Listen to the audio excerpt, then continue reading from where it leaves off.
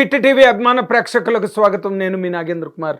మొన్న ఈ మధ్యనే ప్రపంచ ప్రఖ్యాత సంగీత దర్శకుడు, మన భారతీయుడు లేక మన దక్షిణాది సంగీత దర్శకుడు, తమిళ సినిమాలు, హిందీ సినిమాలు, తెలుగు సినిమాలు ఒకటి కాదు ఎన్ని భాషలు ఉంటే అన్ని భాషల్లోని సినిమాలు చేసి చాలా తక్కువ కాలంలో అత్యున్నత స్థాయికి వెళ్ళిపోయిన సంగీత దర్శకుడు పేరు అంటూ చెప్పాలంటే అది ఒకే ఒక్క పేరు ప్రస్తుతం ఇండియాలో ఉంది. అది ఏఆర్ రెహమాన్గా మనం చెప్పాలి. ఎందుకంటే ఇండియా మొత్తం మీద అంత గొప్ప మ్యూజిక్, ఇళయరాజా గారు మన సౌత్లో the greatest iconic music director, and హిందీలో చాలామంది ఉన్నారు. కానీ అక్రాస్ ఇండియా ఒకే పేరు ఇంతమందికి తెలుసు అంటే అదొక్క ఏఆర్ రెహమాన్ పేరే. ఆయన చేసిన సినిమాలు రోజా దగ్గర నుంచి తీసుకుంటే, మణిరత్నం గారు రోజా దగ్గర నుంచి కాదలన్ కానీ, జెంటిల్మెన్ కానీ, ఎన్ని సినిమాలు, తిరుడా కానీ, అంటే దొంగ అని తెలుగులో కూడా వచ్చింది. ఇప్పుడు లేటెస్ట్గా అయిన మన mega power star Ram Charan గారి సనా బుచ్చిబాబు డైరెక్షన్లో చేస్తున్న సినిమాకి ప్రస్తుతం సినిమా మ్యూజిక్ చేస్తున్నారు. మొన్న పాట రిలీజ్ అయ్యి చిక్రీ చిక్రీ దొళ్ళగొట్టేసి ప్రపంచం అంతా కూడా దద్దరిల్లిపోయింది ఆ పాటతోని. సో ఏఆర్ రెహమాన్ గారి గురించి నేను కొత్తగా ఇంట్రడక్షన్స్ ఏం ఇవ్వక్కర్లేదు. ఎందుకంటే ప్రపంచంలో ఎన్ని అవార్డులు ఉన్నాయో అన్ని అవార్డులు పుచ్చుకున్న వరల్డ్లోనే, మొత్తం world cinema or world music ఏరియాలో కనుక మనం చూస్తే ఆయనకి రాని అవార్డు లేదు. అంటే academy awards, Grammy awards, national awards, Filmfare awards, and Tamil Nadu government awards, వీటన్నిటితో పాటు third highest civilian award by union of India Padma Bhushan కూడా ఏఆర్ రెహమాన్కి చాలా తక్కువ ఏజ్లోనే వచ్చేసిందని చెప్పాలి. He was born in 67 I suppose. అయితే చిన్న బ్యాక్గ్రౌండ్ గురించి మనం తీసుకుంటే, ఆయన మాట్లాడిన మాటలో బీబీసీకి ఇచ్చిన ఇంటర్వ్యూలో ఒక్క మాట అనుకుని ఉంటే బాగుండేది. ఏంటంటే ఆ చేంజింగ్ పవర్ డైనమిక్స్ అని ఏదో ఒక మాట అండో, ఆ మాట కంప్లీట్గా మొత్తం బాలీవుడ్ అది బీబీసీకి ఇచ్చిన ఇంటర్వ్యూ ఇవ్వడం వల్ల వరల్డ్లో కూడా ఏఆర్ రెహమాన్ అనుకున్న నేమ్ అండ్ ఫేమ్ వల్ల అతని నోట్ల నుంచి వచ్చిన మాట అసలు బ్రహ్మాండంగా, ఫ్రమ్ హార్సెస్ మౌత్ అంటారు చూడండి, అలా మొత్తం ప్రపంచం అంతా కూడా అది పాకిపోయి ఓహో ఇండియాలోని ఈ విధంగా జరుగుతున్నది అనమాట అనేది ముఖ్యంగా ముస్లిం కంట్రీస్లో అన్నింటిలోని బాగా పాకిపోయింది. అండ్ దాంతో బాలీవుడ్ ఒక్కసారి ఉలిక్కి పడింది. ఇక్కడ జరుగుతోంది ఇలాగా, అంటే power dynamics changing, shifting power dynamics, ఇక్కడ అన్ని రకాల ఈక్వేషన్స్ ఉన్నాయి, లేదా రిజర్వేషన్స్ ఉన్నాయి, లేకపోతే ఇంకేవో ఉన్నాయి అన్నట్టుగా రెహమాన్ మాట్లాడడం అన్నది బాగా దుమారం లేపింది. మామూలు దుమారం లేపలేదు. దాని మీద అక్కడ బాలీవుడ్ ప్రముఖులందరూ కూడా, శోభా డేల్ అటు వాళ్ళందరూ కూడా బాగా దాని మీద ప్రతిస్పందించి మాట్లాడారు. ప్రతిస్పందించి మాట్లాడి చాలా వ్యాఖ్యానాలు చేశారు. చాలా విశ్లేషణలు జరిగినాయి. మొత్తం బాలీవుడ్ మీడియా కాదు, ఇండియన్ మీడియా కాదు, వరల్డ్ మీడియాలోనే ఒక పెద్ద చర్చలకి దారితీసింది. దీని ముందు అసలు అంటే తను ఏఆర్ రెహమాన్గా అక్కడ అలాంటి వివక్ష ఒకటి కమ్యూనల్గా జరుగుతోంది అనే అర్థం వచ్చేటట్టుగా తనని పెట్టిన సినిమాకు కూడా ఆ మ్యూజిక్ ఆడియో కంపెనీ వాళ్ళు వేరే రికమెండేషన్ వల్ల తను తీసేశారనే ఒక ఆవేదన అనుకోండి, అంతే కదా, ఆవేదనను వ్యక్తం చేశాడు. ఆ ఆవేదన కలిగినప్పుడు ఏమవుతుందంటే గబుక్కని నోట్లోంచి ఏదో సైకాలజీలో చెప్తారు, స్లిప్ టంగ్ అంటాం చూడండి, టంగ్ స్లిప్ అంటామే, ఆ టంగ్ స్లిప్ అన్నది లేదని చెప్తారు సైకాలజీలో. మైండ్లో ఏది ఉంటే అది నోట్లోంచి వస్తుందని చెప్పి, అన్కంట్రోలబుల్ పాయింట్ ఏదైనా ఉంటే అది వచ్చేస్తుంది. రెహమాన్కి కూడా అలాంటిది వచ్చి ఉంటుంది. రెహమాన్ ఈ రోజున ప్రపంచ ప్రఖ్యాత సంగీత దర్శకుడిగా ఒక ఎత్తు అయితే, మాకు అంటే మేము మెడ్రాస్లో బాగా ఎక్కువ కాలం ఉన్న కారణం చేత విజయ గార్డెన్స్లోనే ఎక్కువగా రెహమాను, రాజు కోటిదే రెస్టారెంట్గా అతను ఎంఎస్ విశ్వనాథన్ గారు పనిచేశాడు, విజయభాస్కర్ దగ్గర పనిచేశాడు, ఇళయరాజా గారి దగ్గర పనిచేశాడు, చాలా చోట్ల పనిచేశాడు ఆయన కీబోర్డ్ ప్లేయర్గా. అండ్ చాలా ఇన్స్ట్రుమెంట్స్ చాలా అలవోకగా బ్రహ్మాండంగా వాయించుకెళ్ళి, ఎందుకంటే చిన్నప్పటి నుంచి ఆ మ్యూజిక్ విభాగంతో అసోసియేట్ అయిన ఫ్యామిలీ. వాళ్ళ ఫాదర్ శాకర్ అని మలయాళంలో మంచి మ్యూజిక్ డైరెక్టర్ ఆయన. కాబట్టి ఆ చిన్నప్పటి నుంచి ఆ అసోసియేషన్ వాళ్ళ ఫాదర్కి హెల్ప్ చేయడం రికార్డింగ్ థియేటర్లో వాటిలోని. తర్వాత అలాగా అతను మ్యూజిక్కి అంకితం అయిపోయాడు. ఆఖరిని ఆ పద్మశేషాద్రి బాలభవన్ స్కూల్లో చదువుతున్నప్పుడు, ఇంక నీ కొడుకు చదవడు, తీసుకెళ్ళిపోయి కోణంబాకం బ్రిడ్జ్ దగ్గర అడుక్కోమని చెప్పు, బెచ్చమెత్తుకోమని చెప్పి ఆఖరిని స్కూల్ వాళ్ళ అమ్మగారిని తిట్టి పంపించారు రెహమాన్ని స్కూల్ నుంచి. అప్పటికి Rahman was not a Muslim, he was a Hindu, born Hindu. అతని పేరు దిలీప్ కుమార్. సో దిలీప్ కుమార్ రాజగోపాల్ అతని పేరు. మేము దిలీప్ అనే పిలిచేవాళ్ళం, దిలీప్ అనే పిలిచేవాళ్ళం. నాకు ఎక్కువ అసోసియేషన్ ఉండేది. ఎందుకంటే విజయ గార్డెన్స్‌లో ఎక్కువ అక్కడ పాటల రికార్డింగ్‌లు గట్టా జరుగుతున్నప్పుడు నేను ఆంధ్రజ్యోతిలో ఉద్యోగం చేస్తూ సాయంత్రం అయ్యేసరికి పాటల మీద, సంగీతం మీద మక్కువ వల్ల అప్పుడు మణిశర్మ గారు కూడా రాజకోటి దగ్గర పనిచేస్తుండేవారు. అండ్ రాజకోటి అసోసియేషన్ వల్ల నాకు దిలీప్‌తో బాగా పరిచయం ఉండేదన్నమాట. మొన్న కూడా ఏదో ఫంక్షన్‌కి వచ్చినప్పుడు కోటి గారు నన్ను మీరెళ్ళి పలకరించండి మీకు బాగా పరిచయం అంటే, వద్దండి బాబు అక్కడ ఆస్కార్ అవార్డు విన్నర్ తను. ఇప్పుడు నేనెళ్ళి పరిచయం చేసుకుంటే నన్ను గుర్తుపడతాడో లేదో అని చెప్పి నేను వెళ్ళకపోతే, బట్ మంచి సంస్కారవంతుడు. తనే నా దగ్గరకొచ్చి పలకరించి నాతో మాట్లాడాడు. అది అందరూ చూసారది. సో, ఆహ్, అప్పటినుంచి నాకు రెహమాన్ గారు తెలుసు. He was not a born Muslim. He was born Hindu. అతని పేరు దిలీప్ కుమార్ రాజగోపాల్.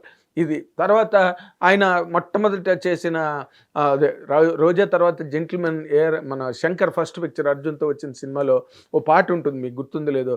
లల్లలల్లల్లల్లో లేలి లల్లి లేలిలో లేలి లల్లి లేరి లేలా అనో పాట. ఆ పాట అంతకుముందు రాజు కోటి గారు 'మాల్గుడి సుబ్బతో' ఒక ప్రైవేట్ ఆల్బమ్ చేశారు. ఆ పాటలో ట్యూన్‌ని యాజ్ ఇట్ ఈస్‌గా ఆ డైనమిక్స్ అన్నిటితోని ఆ పర్కషన్స్ గాని, డైనమిక్స్ గాని, మొత్తం ఆ ట్యూనింగ్ గాని అంతా కూడా యాజ్ ఇట్ ఈస్‌గా మనకి 'జెంటిల్‌మెన్‌లో' ఆ పాటలో వినిపిస్తుందనమాట. మీరిప్పుడు కావాలంటే అది మీరు పెట్టుకొని కూడా చూసుకోవచ్చు. ఈ ఈ వాతావరణంలో పెరిగిన దిలీప్ అనుకోకుండా ఆయన ముస్లింగా మతాన్ని పుచ్చుకోవడం జరిగింది. ఎవరో చెప్పిన దాని ప్రకారం ఏఆర్ రెహమాన్ అని పిలుచుకుంటే, ఈవిడ మళ్ళీ మదర్ ఏమో దాని ముందు ఏఆర్ అని ఏదో మార్చి మొత్తానికి బికేమ్ ఏఆర్ రెహమాన్ ఫైనల్లీ. కాకపోతే ఏంటంటే ఆయన అన్న మాటలు ఇది నార్మల్‌గా ఒక మంచి ఫామ్‌లో ఉండి మంచి హేడేస్‌లో ఉన్న వాళ్ళకి గబుక్కుమని ఛాన్సులు తగ్గుతుంటే ఏమవుతుందంటే వాళ్ళకి తెలియని ఒక ఫీల్ వస్తుంది. ఆ వాక్యూము, ఆ స్పేసు దానివల్ల. ఇది చాలామందికి జరిగింది. చక్రవర్తి గారికి సడన్‌గా అండి ఏడాదికి 80 సినిమాలు చేసిన చక్రవర్తి గారికి సంగీతం పాటలు లేకుండా అయిపోయింది. తర్వాత ఇళయరాజా గారికి లేకుండా అయిపోయింది. ఇప్పుడు మనం చూస్తే మణిశర్మ గారు లాంటి ఒక గొప్ప దర్శకుడు, సంగీత దర్శకుడికి కొంచెం సినిమాలు తగ్గిపోయినాయి. అండ్ బాలుగారు లాస్ట్ డేస్‌లోని అసలు ఏఆర్ రెహమానే పట్టుకొచ్చాడు ఆ ట్రెండ్. ఏది బాలుగారు కాకుండా రకరకాల వాయిస్‌లతో పాడడం, లేకపోతే నాగూర్బాబు చేత వాయిస్ మార్పించి పాడించడం ఇలాంటివన్నీ ఎక్స్పెరిమెంట్లు ఎక్కువ ఏఆర్ రెహమానే. సౌండ్ ప్రొడక్షన్ మీద ఎక్కువగా తనకు బాగా మంచి గ్రిప్ ఉండడం మీద ఆ ప్రయోగాలన్నీ ఏఆర్ రెహమానే ప్రారంభించడం వల్ల బాలుగారికి కూడా తర్వాత కొంచెం పాటలు తగ్గినాయి. పాటలు తగ్గినా ఆయన పాడుతా తీగతో బాగా బిజీగా ఉండడం వల్ల పాటలు ఉన్నా లేకపోయినా అతను పెద్ద ఫరక్ ఏం పడలేదు బాలుగారికి. అవన్నీ జరిగాయి. ఘంటసాల గారు ఒక్కరే ఆయన జీవితంలో ఆయన చచ్చిపోయే ముందు 1974లో చచ్చిపోయే ముందు ఇంక నేను పాడలేనయ్యా బాబు, వాడు ఉన్నాడు కదా బాలుగారి చేత, వాడి చేత పాడించుకోండి, ఇంక నేను పాడలేను, నన్ను ఇబ్బంది పెట్టకండి అని చెప్పి ఆయనంతటా ఆయన స్వచ్ఛందంగా తప్పుకోవడానికి ప్రయత్నించిన ఒకే ఒక గాయకుడు, సంగీత దర్శకుడు ఒక్క ఘంటసాల గారు మాత్రమే ఇండియన్ సినిమా మొత్తంలో. ఈ రెహమాన్ గారికి కూడా ఇప్పుడేమైందంటే రకరకాల కొత్త మ్యూజిక్ డైరెక్టర్లు వచ్చేసి కొంచెం రెహమాన్ గారు కొంచెం స్లైట్లీ కాస్ట్లీ మ్యూజిక్ డైరెక్టరు, కొంచెం ఎక్కువ ఇవ్వాల్సి వస్తుంది, టైం ఎక్కువ తీసుకుంటాడు, ఇలాంటివేవో చాలా ఉన్నాయి ప్రతి మ్యూజిక్ డైరెక్టర్ దగ్గర లేదా ప్రతి టెక్నీషియన్ దగ్గర ఏవో ఇలాంటి చిన్న అపప్రదలు ఉంటాయి. బట్ ఏఆర్ రెహమాన్ గారికి వచ్చేసరికి ఏంటంటే అది కొంచెం ఎక్కువ వినిపించడం, తర్వాత ఈ కొత్త వాళ్ళు రావడం, అక్కడున్న సౌత్ వాళ్ళు నార్త్‌లో నిలదొక్కుకోవడం అన్నది చాలా కష్టమైన విషయం. అది ఒక్క బాలుగారికి చెల్లింది. 10 ఏళ్ల పాటు ఊపి పారేసాడు బాలీవుడ్ బాద్‌షా కింద నిలబడి అసలు ఇంకోళ్ళు లేకుండా బాలుగారు ఒక్కడు తప్పితే ఇంకెవరు లేకుండా అయిపోయింది. కాకపోతే ఈ చేంజింగ్ పవర్ డైనమిక్స్ అన్నది అక్కడేం పెద్ద ఎవడికి మాట చెల్లుతుందో, ఎవడి పాట మారుమోగుతుందో, ఎవడి నటనకి ప్రజలు నీరాజనాలు అర్పిస్తారో అక్కడ పవర్ ప్లే ఏముండదు అక్కడ. కాకపోతే ఏంటంటే రెహమాన్ గారు లాంటి ఒక గొప్ప సంగీత దర్శకుడు, అంత గొప్ప సెలబ్రిటీ ఆర్ లెజెండరీ స్టేటస్కి వెళ్ళిపోయిన ఏఆర్ రెహమాన్ నోట్ల నుంచి ఆ మాట వచ్చింది కాబట్టి చాలా అది పెద్ద భూతద్దంలో పెట్టి అందరూ చూసేశారు. పైగా బీబీసీలో రావడంతో వరల్డ్ అంతా వెళ్ళిపోయింది. ఇవన్నీ గొడవలు జరిగాయి. కాకపోతే మన ఇండియాలో ముఖ్యంగా ఆ హిందూ ముస్లిం డివైడ్ అన్నది బేసిక్గా సినిమా వరకు ఎటువంటిది లేదు. సినిమానే కాదు, ఈ ఆర్ట్కి సంబంధించినంత వరకు. ఎంఎఫ్ హుస్సేన్ గారు మన సరస్వతీదేవి బొమ్మనే సరస్వతి నమస్తభ్యం అని ఉదయం లేచింది నుంచి అందరికీ మనం పూజించే సరస్వతీదేవినే బూతు బొమ్మగా తయారు చేస్తేనే హుస్సేన్ ఎవరు ఏమనలేదు, ఏమి చేయలేదు. దేవాలయాలు పగలగొట్టే మాట్లాడితే ఆవిడ ఏం అనలేదు. వాళ్ళతో పాటే మనం కూడా బతుకుతున్నాం, అందరూ కలిసే బతుకుతున్నాం. We been coexisting in this country for centuries. ఇదొక పాయింట్. ఇప్పుడు ఈయన ఉన్నారు బిస్మిల్లా ఖాన్ గారు, ఆయన సన్నాయి వాయిద్యం లేనిదే అసలు కాశీ విశ్వనాథ్ టెంపులే ఓపెన్ అవ్వదు.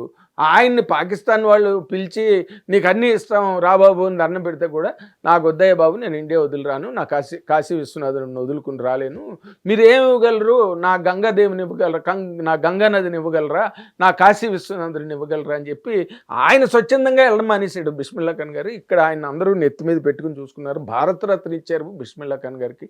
అండ్ షేక్ చిన్నమౌలా గారి నాదస్వర వాయిద్యంతో, ఆ క్యాసెట్లతో, ఆ సౌండ్లతో, ఆయన కీర్తనలతో ఎన్నో దేవాలయాలు ఓపెన్ అవుతాయి భారతదేశంలో, ముఖ్యంగా మన సౌత్లో షేక్ చిన్నమౌలానా గారివి. ఇలాంటివి రఫీ గారి పాటలు, రఫీ గారిని నెత్తి మీద పెట్టుకున్నాం మనం. ఆయనకి కొన్నాళ్ళు గ్యాప్ వచ్చింది. మళ్ళీ హమ్ కసి సే కమ్ నహీ సినిమాలో క్యా హువా తెరవాద పాటతో మళ్ళీ బయటకు వచ్చి కొడితే నేషనల్ అవార్డు కొట్టాడు. ఈ గ్యాపులు ఇవన్నీ రావడం అన్నది దాదాపుగా సినిమా పరిశ్రమలో ప్రతి లెజెండ్కి ఏర్పడేదే ఆ గ్యాపు, ఆ స్పేసు అన్నది.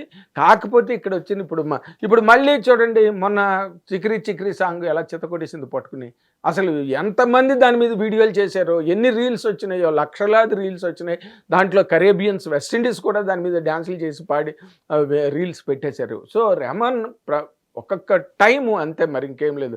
మొన్న కూడా అతను మన హిందీ సింగర్ పాడిన మీసాల పిల్ల పాట ఎంత పాపులర్ అయిపోయింది. ఆ మధ్యలో అంత గ్యాప్ వచ్చేసింది ఆయనకి.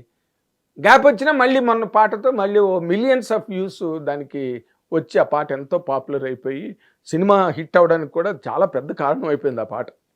ఈ గ్యాపులు రావడం, మళ్ళీ ఒక బ్రహ్మాండమైన ఒక ఫ్లాష్తో మళ్ళీ కెరీర్లో బయటకు రావడం, ఇవన్నీ కామనే. కానీ బట్ ఆ పవర్ చేంజింగ్ డైనమిక్స్ అనగానే ఏంటంటే బీజేపీ గవర్నమెంట్ ఇప్పుడు సెంట్రల్లో ఉన్నది కాబట్టి వాళ్ళ ఫోర్సు, వాళ్ళ తాలూకా ప్రభావం ఉంటుందని ఊరికే అపోహ వల్ల ఈ మాటలు. కానీ సినిమా పరిశ్రమకి అవి ఏమి, ఖాన్ బ్రదర్స్ ముగ్గురు దేశాన్ని, షారుఖ్ ఖాను, అమీర్ ఖాను, సల్మాన్ ఖాను, ఆ ముగ్గురు మొత్తం బాలీవుడ్ని లేపేశారు పట్టుకుని. అది ఇక్కడ వర్కౌట్ అవ్వదు. But from a legend like A R Rahman అన్న మాట రాగానే దానికి చాలా విపరీతమైన ప్రాచుర్యం వచ్చేసింది. కానీ బట్ ఏఆర్ రెహమాన్ బేసిక్గా తను చాలా calm going person, very cool tempered and very dedicated. ఎప్పుడో మిడ్ నైట్ అక్కడ కూర్చుని రికార్డింగ్ థియేటర్లో అవన్నీ మిక్స్ చేసుకుంటాడు. మెల్లిగా ఎవరో ఒక ఇన్స్ట్రుమెంట్ని పిలుస్తాడు, అది మిక్స్ చేస్తాడు. ఏదో అతని గొడవ ఒక ఋషిలాగా తన పనిని తను చేసుకుని పోయే మనిషి. చారిటీస్ చేస్తాడు, దాన ధర్మాలు ఎన్నో రకరకాలు, ఒకటి కాదు రెహమాన్తో. అంచేత ఆయన అన్నమాటని అంత భూతద్దంలో పెట్టి చూడాల్సిన అవసరం లేదు. బట్ బాలీవుడ్ ఒక్కసారి ఉలిక్కిపడింది ఆ మాటతోని, అంతే దీనిలో జరిగింది. Thank you very much. Hit TV app, ఇందులో short news, live news, entertainment shows, movies, digital magazines తో పాటు మీ జిల్లా వార్తలను కూడా ఫ్రీగా చూడొచ్చు.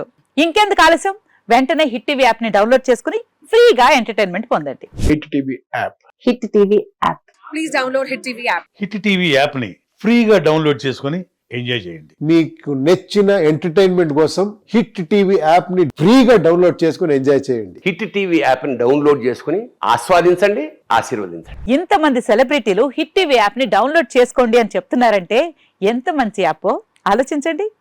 అమెరికా అమెరికా అమెరికా అమెరికాలో చదవాలనుకునే వాళ్ళకి విశ్వసనీయమైన పేరు మన శౌర్య కన్సల్టెన్సీ.